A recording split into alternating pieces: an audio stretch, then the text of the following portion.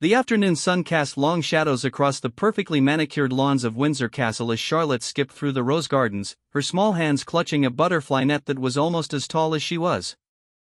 At 7 years old, Princess Charlotte possessed that infectious energy that could light up even the most formal royal gatherings, and today's garden party was no exception. Camilla, the queen consort, watched from beneath a white pavilion as Charlotte chased after a particularly elusive monarch butterfly. The orange and black wings fluttered just out of reach, leading the young princess on a merry dance between the carefully arranged flower beds. Camilla couldn't help but smile at the sight. Despite all the protocol and formality that surrounded royal life, moments like these reminded her that at the heart of it all were real people, real families, and real children who just wanted to play. "She's got such spirit, hasn't she?" remarked Lady Susan Hussey, one of the Queen's former ladies-in-waiting, as she approached Camilla with a delicate china cup balanced on its saucer. The elderly woman's eyes twinkled with the kind of warmth that came from decades of watching royal children grow up within these very walls. Camilla accepted the tea gratefully, her gaze never leaving Charlotte. "Indeed she does. Sometimes I think she has more energy than all of us combined." She took a careful sip of the Earl Grey, savoring the bergamot flavor that had become such a comfort during these public engagements. "William and Catherine have done such a wonderful job with her. She's confident but not spoiled, curious but respectful."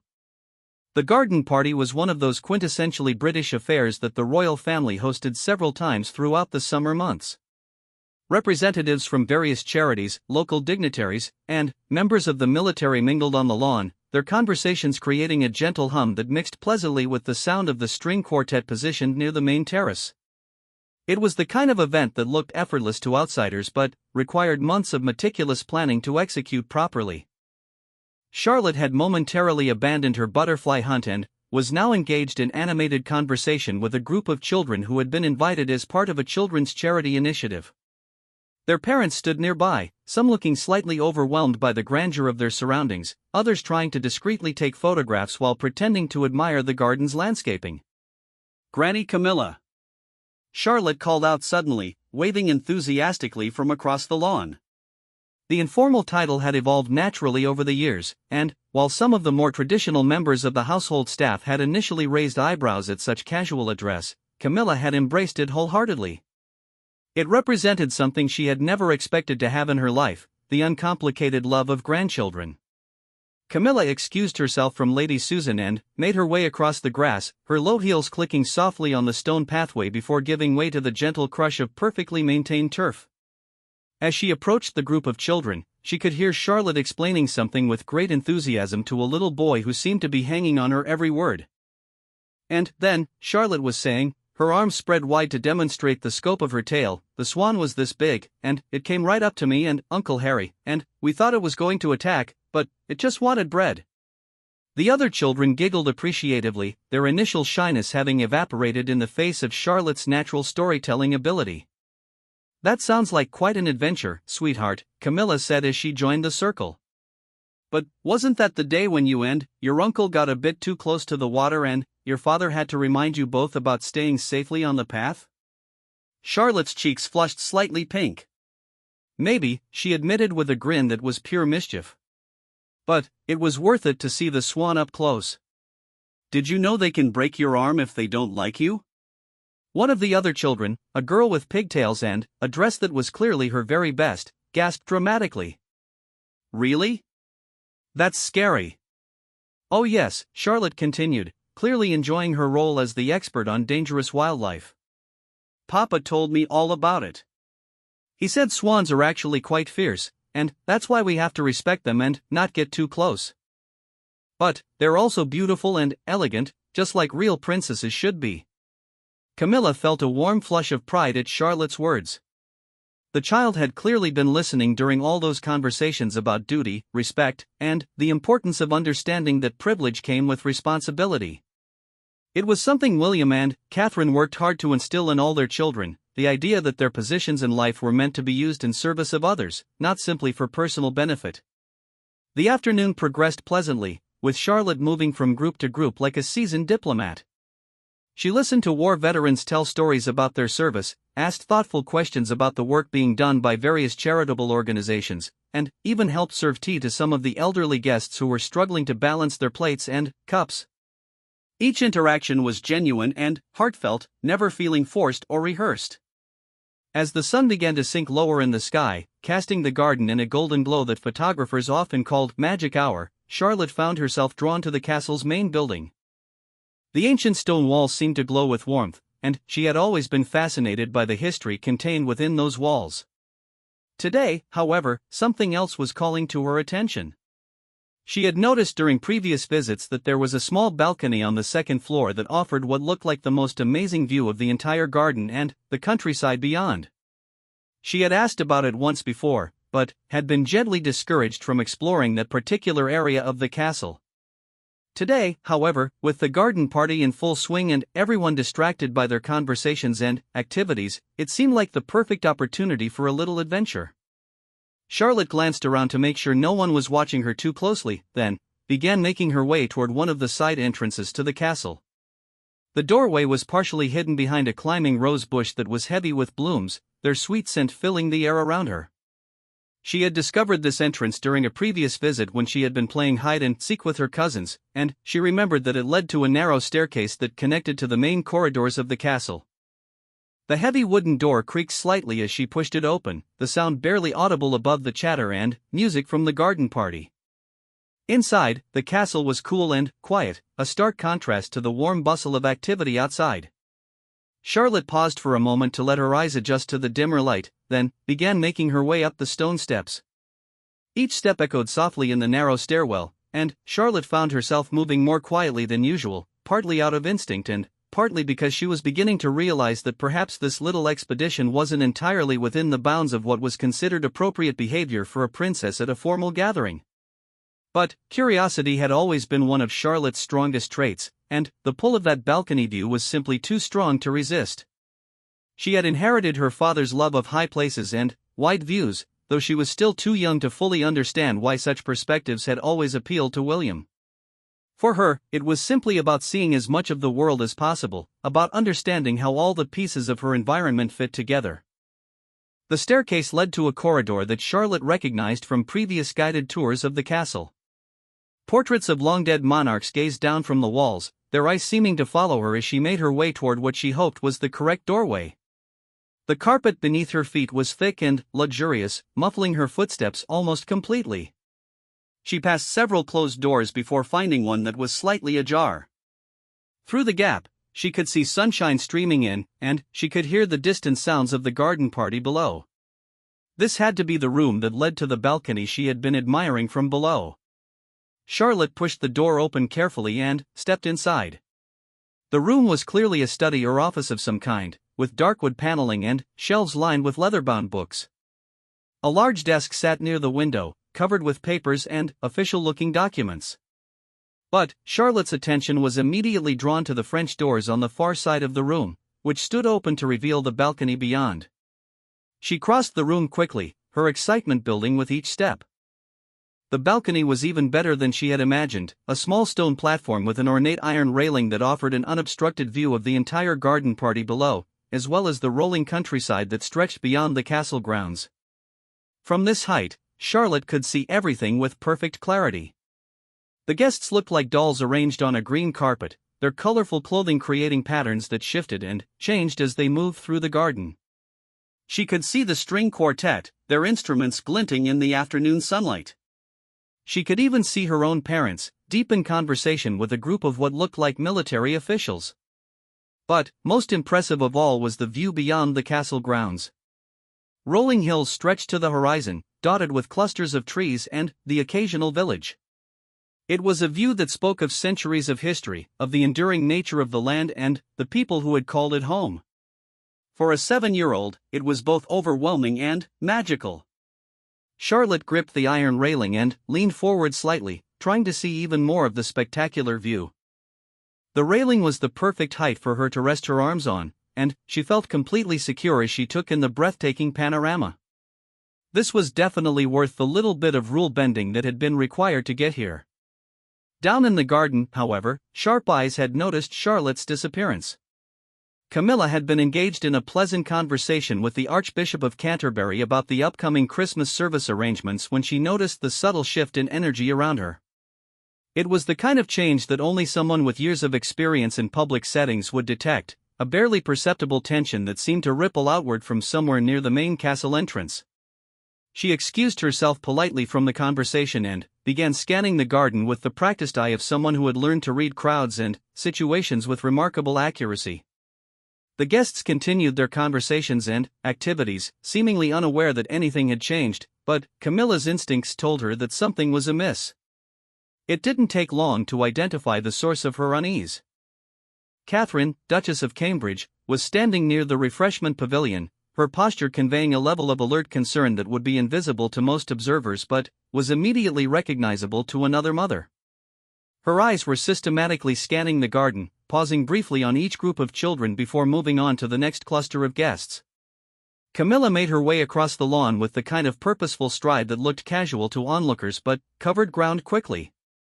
As she approached Catherine, she could see the slight tightness around her daughter-in-law's eyes that confirmed her suspicions. "Charlotte?"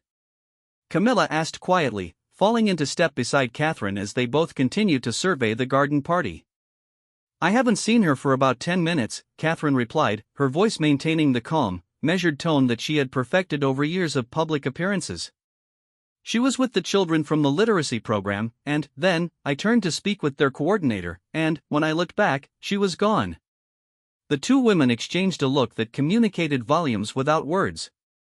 Both had experience with Charlotte's adventurous spirit and her tendency to follow her curiosity wherever it might lead.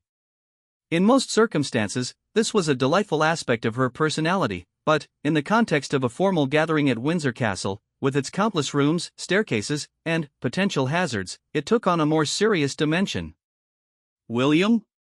Catherine asked, glancing toward where her husband had last been visible near the military representatives. "I'll find him," Camilla said. "You continue looking out here, just in case she simply found a particularly interesting conversation or activity. But check with some of the staff members as well, they might have noticed which direction she went." Camilla moved across the garden with renewed purpose, her mind already cataloging the various places where a curious 7-year-old might decide to explore. Windsor Castle was a fascinating place for children, with its towers and courtyards, its secret passages and hidden alcoves. But it was also a place with genuine dangers, steep staircases, high windows, and areas that were simply not designed for unsupervised children. She found William standing beneath an ancient oak tree, listening intently as Colonel Morrison explained something about the regiment's recent training exercises. Even engaged in conversation, William had that quality of alert awareness that marked him as someone who was always partially attuned to his surroundings, always ready to shift his attention if circumstances required it. "William," Camilla said, approaching the group with a smile that maintained the appropriate social facade while clearly communicating urgency to her stepson. "Might I have a word?" William's expression didn't change perceptibly, but Camilla saw the immediate shift in his attention, the way his shoulders tensed almost imperceptibly as his parental instincts activated. He excused himself from the conversation with the kind of smooth social grace that made the transition seem perfectly natural. "Charlotte's gone exploring," Camilla said quietly once they had moved a few steps away from the other guests. "Catherine noticed about 10 minutes ago. We're hoping she's just found something particularly interesting, but, knowing our daughter, she's probably found the most inappropriate place possible to satisfy her curiosity," William finished with a sigh that combined exasperation with genuine concern. "Any idea which direction?" "Not yet. Catherine's checking with the staff and doing another sweep of the garden areas. I thought we should start checking inside." William nodded, his mind already shifting into what Catherine privately called his protective father mode, a state of focused intensity that emerged whenever any of his children might be in potential danger. It was a characteristic that had developed over years of balancing his role as a parent with the unique security concerns that came with raising children in the public eye. "The usual suspects," he said, referring to the mental list they all maintained of Charlotte's favorite unauthorized exploration targets. "The tower stairs, the portrait gallery, the old library. But she's been asking about that balcony recently." Camilla felt a cold chill run down her spine. She knew exactly which balcony William was referring to, the one on the second floor that offered spectacular views but was accessed through the king's private study. It was an area that was absolutely off-limits to guests and unsupervised children, not just because of protocol but because of genuine safety concerns. The balcony itself was beautiful but old, with iron railings that, while regularly maintained, were not designed with small children in mind. The drop to the stone terrace below was significant, and, while the railing was perfectly adequate for adults, a child of Charlotte's size and adventurous nature could potentially find ways to get into trouble. "I'll take the main stairs," William said, his voice taking on the crisp efficiency that marked his military training. "Can you check the east wing approach? If she's found her way up there." "Of course," Camilla replied, already moving toward the castle. "And, William, she's a smart girl. She knows to be careful." But, even as she said the words, Camilla felt the weight of parental worry settling over her. Charlotte was indeed a smart, careful child, but she was also 7 years old, with all the impulsive curiosity and incomplete understanding of consequences that came with that age. And, the attraction of a forbidden balcony with a spectacular view might be too strong for even the most well-behaved child to resist. Camilla made her way through the castle corridors with the quick, purposeful stride of someone who knew the layout well but was conscious of every passing second. The ancient walls seemed to echo with the footsteps of centuries of inhabitants, and she found herself hoping that today would not add another story of royal family drama to the castle's long history. As she climbed the stairs toward the second floor, Camilla could hear the distant sounds of the garden party continuing below. The string quartet was playing something light and cheerful, and occasionally the sound of laughter would drift up through the open windows. It was a reminder that life was continuing normally for everyone else, even as a small crisis was unfolding within the castle walls. The east wing corridor was quiet and cool, with afternoon sunlight streaming through tall windows to create patterns on the carpet. Camilla paused at the top of the stairs, listening carefully for any sound that might indicate Charlotte's presence. The castle was large enough that a small child could easily disappear into any number of rooms or alcoves, but Charlotte's natural curiosity would most likely draw her toward windows and views. Moving methodically from room to room, Camilla checked the library, a small sitting room, and 2 guest bedrooms, all of which showed no signs of recent occupation by an adventurous princess. But, as she approached the corridor that led to the king's study, she began to hear something that made her heart skip a beat. It was the sound of a child's voice, distant but unmistakable, coming from the direction of the study.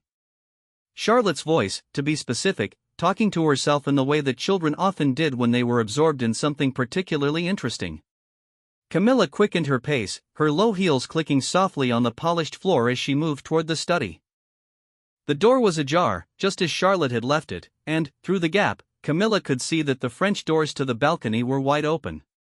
Her breath caught in her throat as she pushed the study door open and stepped inside.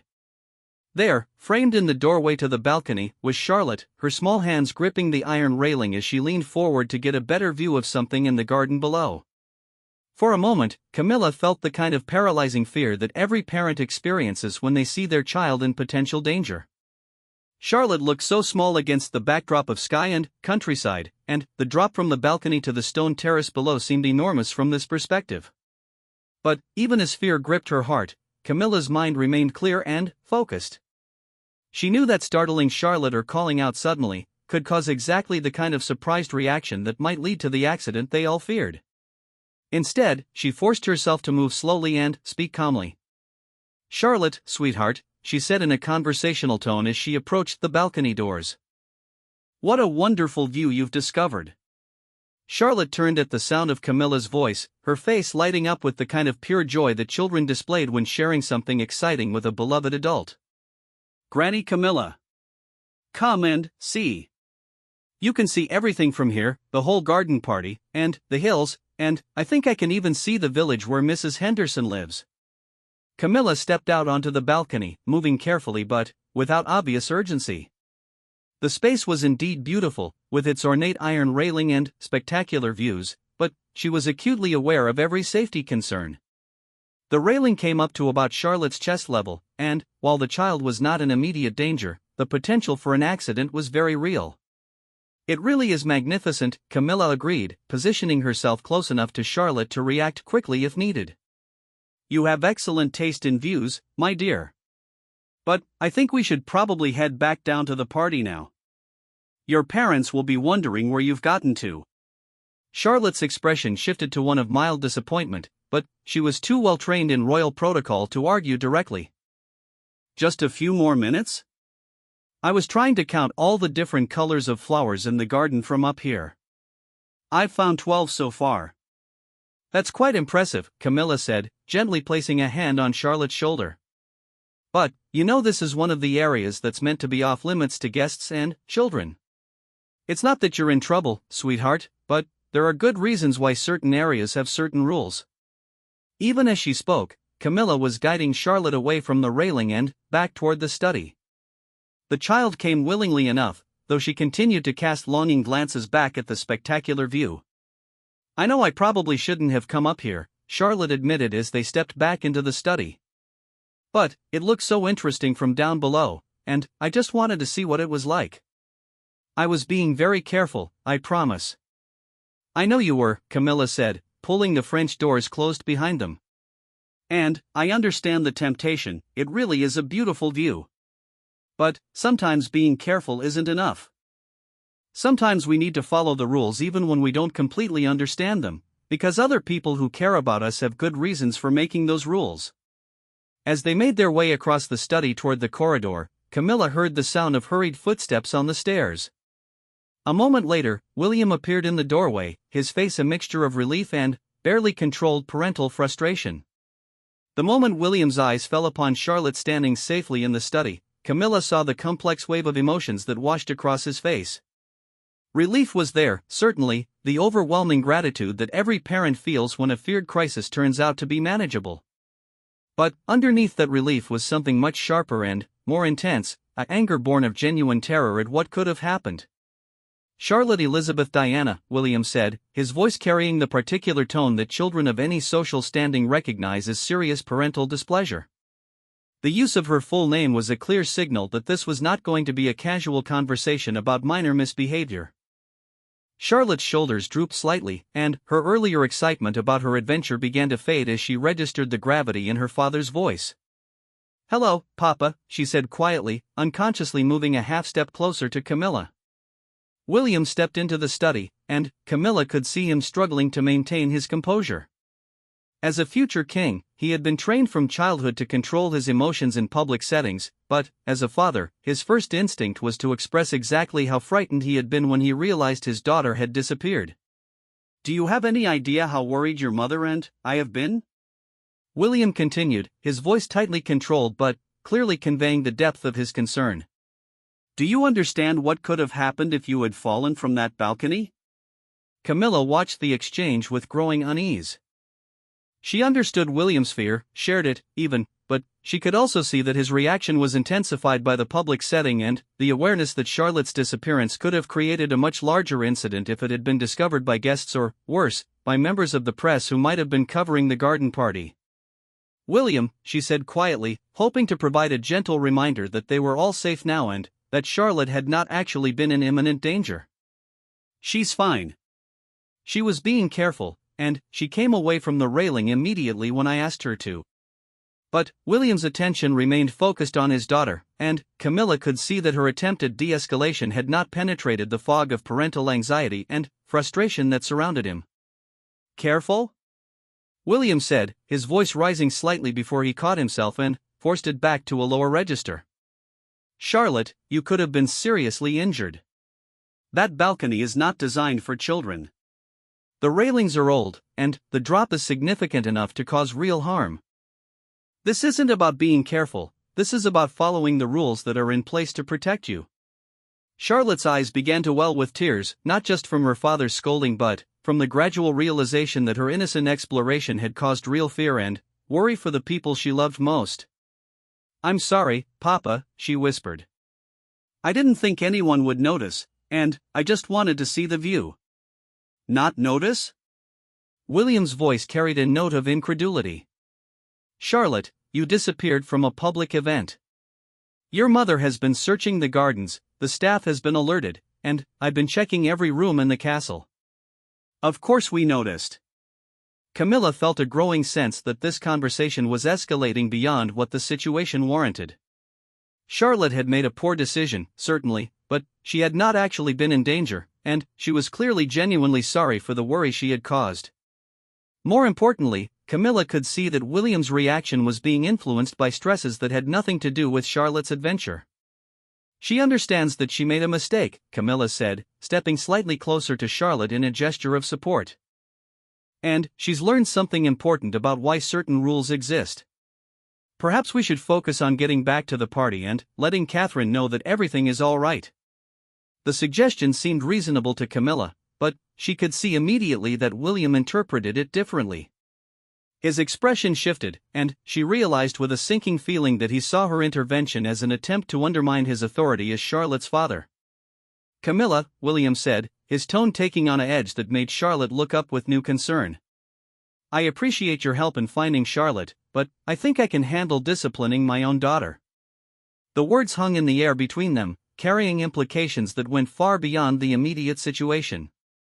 Camilla felt a flush of hurt and anger at the suggestion that she was overstepping boundaries, particularly when she had been the one to find Charlotte and ensure her safety. "Of course you can," Camilla replied, working to keep her own voice level and calm. "I wasn't trying to interfere with your parenting. I was simply suggesting that Charlotte has learned her lesson, and that perhaps the priority now should be reassuring Catherine and returning to our guests." But William seemed to have reached a point where rational discussion was no longer possible. The combination of fear for his daughter's safety, embarrassment at the public nature of the incident, and the complex dynamics of extended family relationships had created a perfect storm of emotional reaction. "The priority," William said, his voice taking on the crisp authority that he typically reserved for official duties, "is ensuring that Charlotte understands the seriousness of what she's done. And I don't need advice on how to accomplish that." Charlotte looked back and forth between the two adults, her young mind struggling to understand why a conversation about her mistake was turning into something that felt much more serious and complicated. Tears that had been threatening earlier now began to flow freely, not just from guilt about her own actions but from distress at the tension she could feel growing between her father and Camilla. "Please don't fight because of me," Charlotte said, her voice small and shaky. "I'm sorry I went to the balcony. I'm sorry I worried everyone. I won't do it again." Camilla's heart ached as she looked down at Charlotte's tear-stained face. The child was experiencing the particular kind of distress that came from feeling responsible for adult conflict, and Camilla knew from her own childhood experiences how devastating that could be for a young person. "We're not fighting, sweetheart," Camilla said gently, kneeling down to Charlotte's eye level. "Your father and I both love you very much, and we're both just relieved that you're safe. Sometimes when grown-ups are worried, they react strongly, but that doesn't mean anyone is angry with you." But even as she offered comfort to Charlotte, Camilla could feel William's disapproval radiating from behind her. She realized that he interpreted her attempt to comfort Charlotte as further interference, another instance of her stepping into a role that he felt should be exclusively his as Charlotte's father. "Charlotte," William said, his voice still tightly controlled but clearly struggling with competing emotions, "you will apologize to your mother for worrying her, and then you will spend the rest of the garden party staying within sight of either your mother or myself. Is that understood?" "Yes, Papa," Charlotte replied, wiping her eyes with the back of her hand. "And there will be additional consequences that your mother and I will discuss later," William added, though Camilla suspected that this was more about asserting his parental authority than about any genuine need for further punishment. Camilla stood up slowly, feeling the weight of the awkward tension that now filled the study. She had expected gratitude for finding Charlotte and ensuring her safety, not this cold assertion of boundaries that seemed to question her place in the family dynamic. "I think we should go find Catherine," Camilla said carefully, trying to find a way to move past the immediate conflict without either escalating it further or completely capitulating to William's implied criticism. William nodded curtly, then placed a protective hand on Charlotte's shoulder as he guided her toward the door. The gesture was clearly meant to establish his primary role in Charlotte's care, and Camilla felt another stab of hurt at the obvious symbolism. As they made their way down the corridor toward the main staircase, the silence between the adults was heavy with unresolved tension.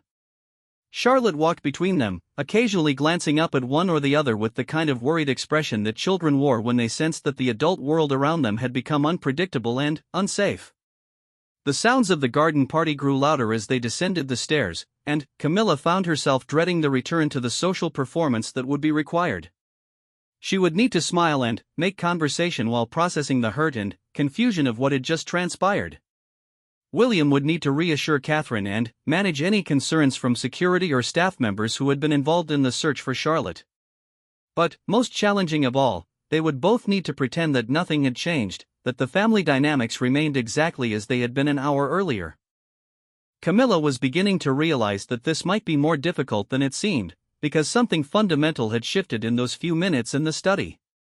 As they reached the main floor and prepared to rejoin the garden party, Camilla caught sight of Catherine near the entrance, clearly watching for their return. The relief on her daughter-in-law's face was evident even from a distance, but Camilla could also see the questions in Catherine's expression as she registered the tension between the adults and Charlotte's tear-stained cheeks. This was going to require some very careful navigation, and Camilla found herself wondering whether the afternoon's crisis was really over or whether it had simply evolved into something more complex and potentially more damaging to the family relationship she had worked so hard to build and maintain.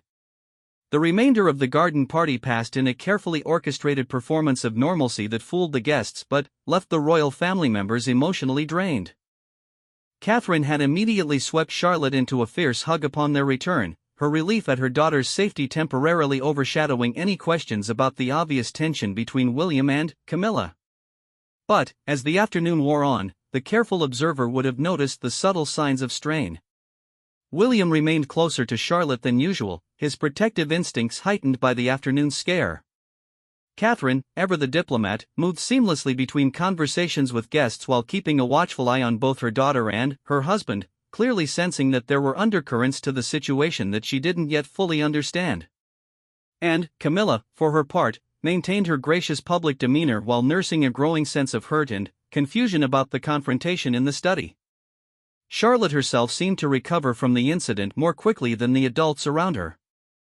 Children possessed a remarkable ability to move past emotional upheaval once the immediate crisis had passed, and she was soon engaged in helping some of the elderly guests with their tea service, her natural empathy and desire to be helpful taking precedence over any lingering upset about her father's scolding. As the last of the guests departed and the staff began the process of clearing away the remnants of the garden party, the royal family found themselves alone together for the first time since the incident. Charlotte was sitting on a stone bench near the rose garden, carefully arranging the flowers that had fallen from the bushes into small bouquets, her concentration complete and peaceful. Catherine was the first to break the silence that had settled over them. "She seems to have bounced back well," she observed, watching Charlotte with the mixture of love and exasperation that was familiar to all parents of adventurous children. "She always does," William replied, but his voice carried a weariness that suggested the afternoon had taken more of an emotional toll on him than he was willing to admit. "I just can't understand what possessed her to wander off like that. She knows the rules about staying in designated areas during public events." Camilla, who had been standing slightly apart from the couple, finally spoke. "She's 7 years old, William. Curiosity and poor judgment are practically defining characteristics at that age. The important thing is that she's safe and that she's learned something from the experience." The tone of her voice was carefully neutral, but William caught the subtle implication that his reaction might have been disproportionate to the actual danger Charlotte had faced. His jaw tightened as he turned to face his stepmother directly. "The important thing," he said, his voice taking on the clipped precision that indicated barely controlled anger, "is that she understands that actions have consequences, and that the rules exist for good reasons. She could have been seriously injured." "But she wasn't injured," Camilla replied, her own frustration beginning to show despite her attempts to remain diplomatic. "She was standing safely on a balcony, holding the railing, looking at the view. I was there, William. I saw the situation firsthand. She was never in immediate danger." Catherine glanced between her husband and mother-in-law, recognizing the signs of a brewing conflict that went deeper than disagreement about child safety. She had observed over the years that William sometimes struggled with the complex dynamics of having Camilla in his life, grateful for her support and care for his family, but occasionally resentful of what he perceived as interference in matters he felt should be exclusively his domain.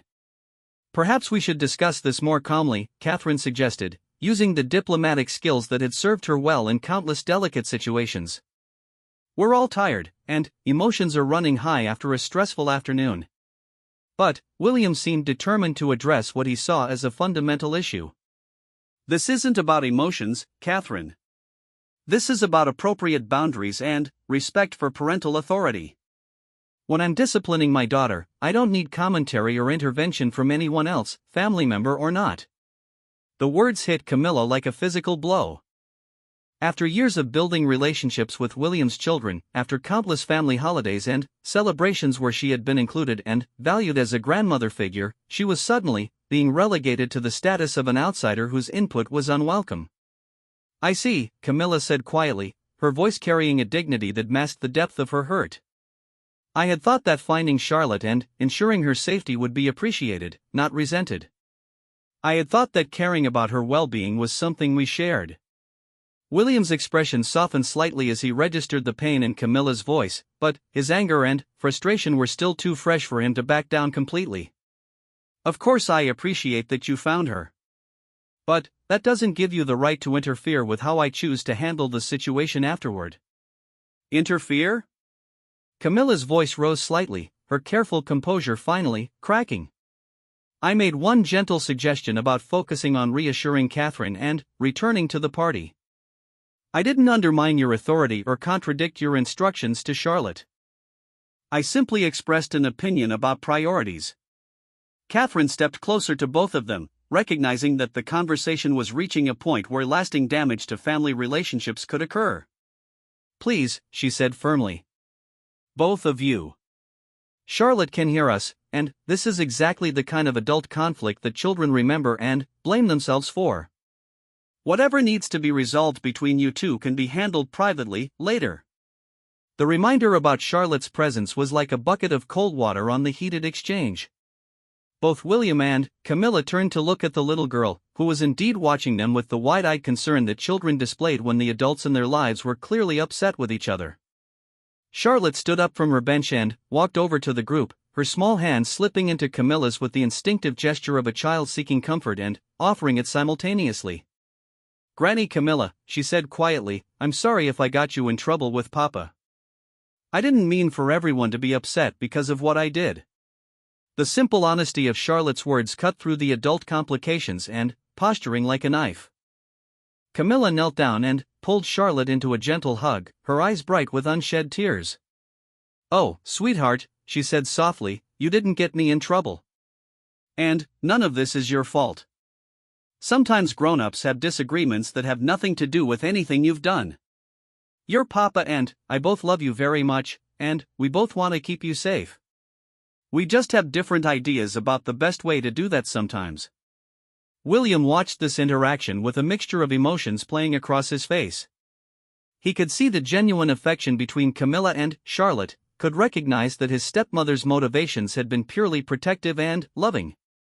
But he also felt the weight of his responsibilities as a father and, as a future king, the pressure to establish clear boundaries and maintain appropriate authority. Charlotte pulled back from Camilla's hug and looked up at her father with the kind of earnest expression that children wore when they were trying to solve adult problems with their limited understanding of human relationships. "Papa," she said carefully, "Granny Camilla wasn't trying to be mean to you. She was trying to help me feel better because I was scared that you were really angry with me. And she did help, she made me feel safer when you were upset." Out of the mouths of babes, Catherine thought to herself as she watched William's expression shift. Charlotte had managed to articulate something that the adults had lost sight of in their focus on authority and boundaries, the simple fact that in a moment of crisis, Camilla had provided comfort and support that was genuinely needed and appreciated. William was quiet for a long moment, processing not just Charlotte's words but the realization that his reaction to the afternoon's events had been influenced by factors that had nothing to do with Charlotte's safety or Camilla's behavior. The stress of public life, the constant pressure to be perfect, the complexity of blending families and managing relationships, all of it had colored his response in ways that were neither fair nor productive. "Charlotte," he said finally, his voice much gentler than it had been throughout the afternoon, "you're absolutely right. Granny Camilla was trying to help, and I'm glad she was there to make you feel better. Sometimes when people are worried or scared, they don't react in the best ways, and I think that's what happened with me today." He looked up at Camilla, meeting her eyes directly for the first time since their confrontation in the study. "I'm sorry," he said simply. "You did nothing wrong today. You found Charlotte, you kept her safe, and you helped her through a difficult moment. My reaction was about my own fears and frustrations, not about anything you did or said." Camilla felt a wave of relief wash over her, not just because of the apology but because of the genuine remorse she could see in William's expression. "Thank you," she said quietly. "I understand that being a parent is complicated, and I never want to make it more difficult for you. I hope you know that everything I do comes from love for your family." Catherine, who had been holding her breath throughout this exchange, finally relaxed her shoulders and smiled. "I think," she said with the kind of gentle humor that had always been her specialty in tense situations, "that we've all learned something important today. Charlotte has learned about following safety rules, William has learned about managing stress reactions, and Camilla has learned that 7-year-old princesses are remarkably good at finding restricted balconies." Charlotte giggled at this last observation, and the sound seemed to break the remaining tension in the air. "I promise I'll be more careful about following rules," she said solemnly. "But, can I ask one favor?" "What's that, sweetheart?" William asked, reaching down to smooth her hair. "Can we come back and look at that view sometime when it's allowed? It really was the most beautiful thing I've ever seen." William and Camilla exchanged a look over Charlotte's head, and, for the first time since the afternoon's crisis began, they shared a moment of genuine understanding and amusement. "I think that can be arranged," William said with a smile. "With proper supervision and safety precautions, of course. And, maybe," Camilla added with a twinkle in her eye, "we can arrange for some of the other children in the family to see it too. After all, the best views are always better when shared with people you love." As the family made their way back toward the castle in the fading afternoon light, Charlotte skipping between her parents and Camilla, there was a sense that the day's crisis had been transformed into something valuable. Relationships had been tested and strengthened, communication had been improved, and, most importantly, a little girl's natural curiosity had been validated even as she learned important lessons about safety and responsibility. The garden party would be remembered by the guests as a lovely afternoon, but, for the royal family, it would be remembered as the day they navigated a complex emotional challenge and emerged stronger for the experience. And, somewhere in the castle above them, a balcony with a spectacular view waited patiently for the next authorized visit from a curious princess and the adults who loved her enough to keep her safe while encouraging her sense of wonder about the world.